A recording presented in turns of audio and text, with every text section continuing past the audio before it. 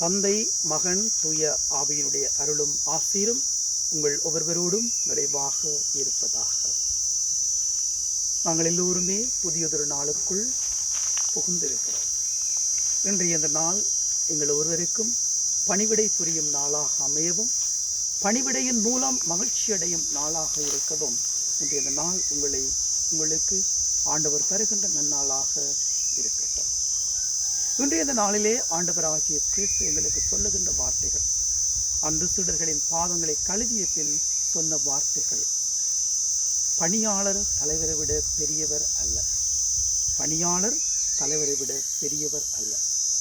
நாங்கள் எல்லோருமே ஏதோ ஒரு வகையிலே இறைவனால் அழைப்பு பெற்றிருக்கின்றோம். ஆண்டவருடைய திராட்சை தோட்டத்திலே பணிபுரிவதற்காக நாங்கள் அழைப்பு பெற்றிருக்கின்றோம்.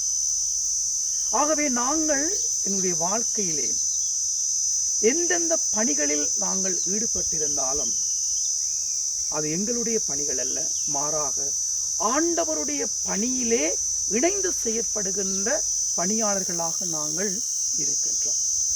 நாங்கள் பல நேரத்தில் சொல்லிக் கொள்ளுகின்றோம், நான் அந்த பணி செய்கின்றேன், நான் இந்த பணி செய்கின்றேன், நான் பல பணிகளிலே ஈடுபட்டு கொண்டிருக்கிறேன், நான் இந்த பணியை ஆரம்பித்திருக்கிறேன், இந்த பணியிலே நான் முழு நிறைவு காண்கின்றேன், நான் ஒரு பணியிலே என்னை நான் ஈடுபடுத்தி கொண்டிருக்கின்றேன் என்று சொல்லி பலவாறாக பலர் பணிகள் செய்கின்றோம் என்று சொல்லிக்கொண்டே இருக்கின்றோம்.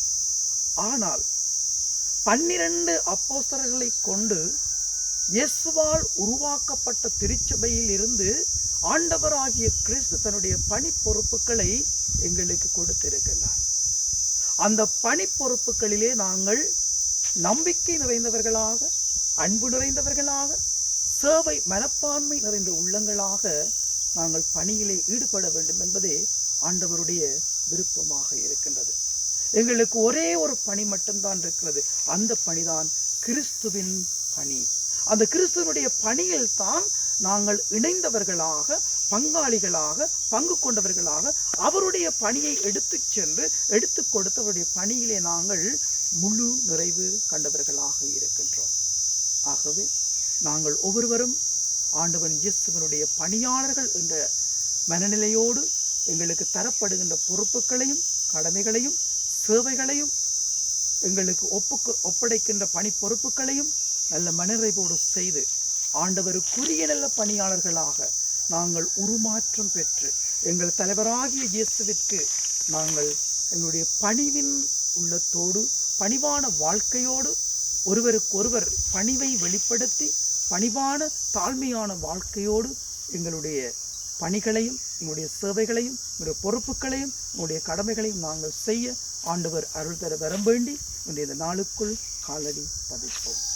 அன்னைமரி மூலமாக பணிவுள்ள பணியாளர்களாக நாங்கள் உருமாற்றம் அடைய ஆண்டவருடைய வழியிலே செல்லுவோம்.